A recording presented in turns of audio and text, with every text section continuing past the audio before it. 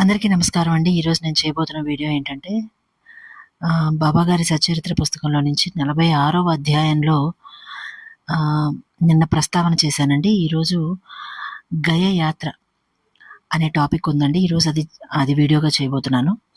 అదేంటంటే, బాబాగారితో పరిచయమైన కొన్నాళ్ళకి కాకాసాహెబ్ దీక్షితులు గారింట్లో, అలాగే నానాసాహెబ్ చందోర్కర్ గారింట్లో శుభకార్యాలు ఉంటాయన్నమాట.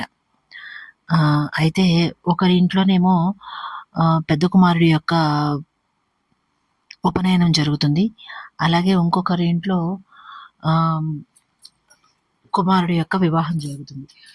ఆ సమయంలో ఏం చేస్తారంటే గనక వాళ్ళిద్దరూ కలిసి బాబా గారిని ఆహ్వానం చేయడానికి మసీదుకి వెళ్తారు.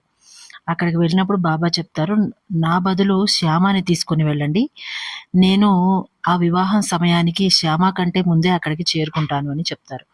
కానీ వాళ్ళు ఇద్దరు మళ్ళీ కొంచెం బ్రతిమిలాడితే నా మాట విని శ్యామాని నాకు ప్రతినిధిగా తీసుకెళ్ళండి, నేను అక్కడికి ముందే చేరుకుంటానని మాటిస్తున్నానని చెప్తారు. అయితే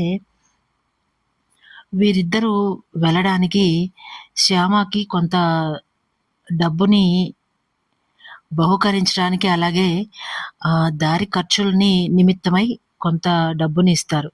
ఒకళ్ళు 200 రూపాయలు ఖర్చుల కోసము, అలాగే అందులోనే కానుకగా సమర్పించడం కోసం ఒక 100 రూపాయలు అలాగా ఇవ్వడం జరుగుతుందన్నమాట. అయితే